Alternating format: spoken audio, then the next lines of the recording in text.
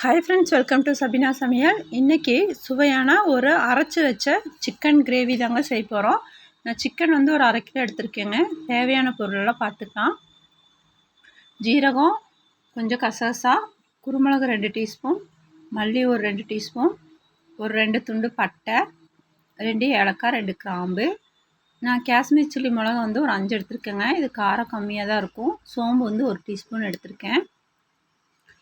இப்போ ஜீரக குருமிளகு தான் இது காரத்தை கொடுக்கும். தக்காளி வந்து மீடியம் சைஸ் பெரிய தக்காளியாக ஒரு தக்காளி, 2 வெங்காயம் நைஸாக கட் பண்ணது, இஞ்சி பூண்டு பேஸ்ட்டு.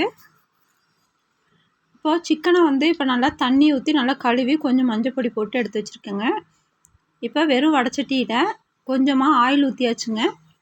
ஆயில் ஊற்றி வரமிளகா, குருமிளகு, ஜீரகம், சோம்பு எல்லாம் வறுத்து எடுத்தாச்சு, கசகசாலாம்.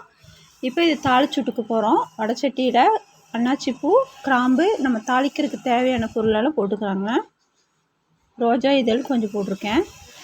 இது நல்லா பொரிஞ்சு வந்ததும் நான் எடுத்திருக்க மீடியம் சைஸ் வெங்காயம் 2, கொஞ்சமாக கருவேப்பிலை எடுத்திருக்கேன், அதையும் அதில் போட்டுக்கலாம். நான் 1/2 கிலோவுக்கு தேவையான அளவு வெங்காயம் எல்லாம் எடுத்திருக்கேங்க. அளவுங்க எல்லாமே அப்படி தான் எடுத்திருக்கேன். நீங்கள் ஜாஸ்தினா ஜாஸ்தியாக போட்டுக்கலாம். இப்போ வெங்காயம் போட்டாச்சு. வெங்காயம் நல்லா வதங்கினதும் அடுத்தது இஞ்சி பூண்டு நம்ம போட்டுக்கலாங்க. இப்போது இது வந்து குழம்பு நம்ம சாப்பாட்டுக்கு இந்த செட்டிநாடு ஸ்பெஷலாக நம்ம செய்கிற மாதிரி இருந்துச்சுன்னா அதில் வந்து தேங்காய் கொஞ்சம் சேர்த்திக்கணுங்க. இந்த வறுத்து அரைச்சோம் பார்த்திங்களா, அந்த மசாலாவோட. இப்போ வெங்காயத்தை நல்லா வதக்கியாச்சுங்க. வெங்காயம் நல்லா வதங்கி வந்ததும் தக்காளி எடுத்துருக்கேன் இல்லைங்களா, இப்போ நான் வணக்கி வச்சுருந்ததை அப்படியே அரைச்சி எடுத்தாச்சு. இப்போ தக்காளி போட்டாச்சுங்க. தக்காளி கொஞ்சம் நல்லா வதங்கினதும் ஒரு 2 டீஸ்பூன் போல் இஞ்சி பூண்டு பேஸ்ட்டு போட்டுக்கலாம். போட்டு அதையும் நல்லா சேர்த்து இப்போ வதக்கிக்கலாங்க. தக்காளி, வெங்காயம், இஞ்சி பூண்டு பேஸ்ட்டு எல்லாம் சேர்த்து நல்லா வதங்கி வரட்டும். நம்ம அதிகமாக வேறு எந்த மசாலாவும் இதில் நம்ம ஆட் பண்ண போகிறது கிடையாதுங்க. நம்ம வறுத்து அரைச்சிருக்கோம் பார்த்திங்களா, அந்த மசாலா மட்டும்தான் போட போகிறோம். ரொம்ப டேஸ்டியாக இருக்கும். நீங்களும் உங்கள் வீட்டில் ட்ரை பண்ணி பாருங்கள். டைமெல்லாம் அதிகமாக எடுக்காது.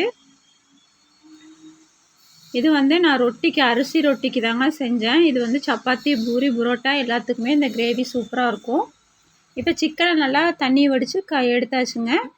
இப்போ நல்லா நம்ம வணக்கி வச்சுருக்க அப்படியே நம்ம சிக்கனை போட்டுக்கலாம். சிக்கனை போட்டு நல்லா 1 நிமிஷம் மட்டும் நல்லா வதக்கி விட்டுக்கணும். ஆரம்பத்தில் நம்ம தண்ணி ஊற்ற வேண்டாங்க. அந்த ஆயில்லையே நம்ம அந்த மசாலாவோட நல்லா மிக்சிங் ஆகிற மாதிரி சிக்கனை வதக்கி விட்டுக்கலாம். இப்போ நல்லா வதக்கி விட்டாச்சு. வதக்கி விட்டு ஒரு நிமிஷம் மட்டும் நல்லா வெந்ததும் இப்போ நான் அரைச்சி எடுத்திருக்கேன் இல்லைங்களா, அந்த மசாலாவை இதில் உள்ளே ஊற்றிக்கலாம். நம்ம குருமிளகா அந்த வரமிளகா போட்டிருக்கோம் இல்லைங்களா, அதுதான் இதுக்கு காரம். வேறு எதுவும் நம்ம எக்ஸ்ட்ரா சேர்த்த போகிறது கிடையாதுங்க. இப்போது கிரேவிக்கு நான் தேவையான ஓரளவுக்கு கொஞ்சமாக ஒரு செம்பு தண்ணி ஊற்றிருக்கேங்க. கொஞ்சம் உப்பு போட்டாச்சு. போட்டு இப்போ நல்லா கலந்து விட்டுக்கலாம். கலந்து விட்டு நல்லா மூடி வச்சுக்கலாங்க. இது நல்லா வெந்து வரட்டும். பாருங்கள் ஃப்ரெண்ட்ஸ், இப்போ நம்ம ஊற்றி சாப்பிட்ற அதிகமாக நம்மளுக்கு வேணும்னா இந்த மாதிரி நம்ம கொஞ்சம் கெட்டிப்பதம் இல்லாத டைம்னு நம்ம எடுத்து வச்சுக்கலாம். நான் வந்து அரிசி ரொட்டிக்கு தாங்க இப்போ மாவு எடுத்து வச்சுருக்கேன். இந்த கிரேவி வந்து நான் அரிசி ரொட்டிக்கு தான் செஞ்சேன். அவ்வளோதாங்க. அருமையாக பாருங்கள், நம்மளுக்கு சூப்பராக வறுத்து அரைச்ச கிரேவி சூப்பராக ரெடி ஆயிடுச்சுங்க. இப்போ ரொட்டியும் நம்மளுக்கு ரெடி ஆகிட்டுருக்கு. இந்த ரொட்டிக்கும் இந்த கிரேவிக்கும் ரொம்ப சூப்பராக இருந்துச்சு. நீங்களும் உங்கள் வீட்டில் ட்ரை பண்ணுற மாதிரி தான் இந்த மாதிரி ஒரு டைம் செஞ்சு பாருங்கள். செஞ்சுட்டு எப்படி இருந்துச்சுங்கிறத நீங்கள் கமெண்டில் சொல்லுங்கள். அவ்வளோதாங்க. இப்போ பாருங்கள், சூப்பராக நம்மளுக்கு ரொட்டி ரெடி ஆயிடுச்சு. இப்போ நம்ம கிரேவி கொஞ்சம் கெட்டி பதமாக வந்துருச்சு. நான் கொஞ்சம் கெட்டியாகவே வச்சுருந்தேங்க. பாருங்கள், பெரட்டின மாதிரி நான் வச்சுருந்தேன்.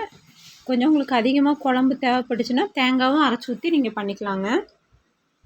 அவ்வளோதாங்க, சுவையான நம்மளுக்கு வறுத்து அரைச்ச சிக்கன் கிரேவி ரெடி ஆயிடுச்சு. நம்ம அரிசி ரொட்டியே ரெடி ஆயிடுச்சு. இன்னும் சாப்பிட வேண்டியதுதான். அவ்வளோதாங்க இந்த வீடியோ. உங்களுக்கு பிடிச்சா லைக், ஷேர், சப்ஸ்கிரைப். அடுத்த வீடியோவில் சந்திக்கலாம். பா.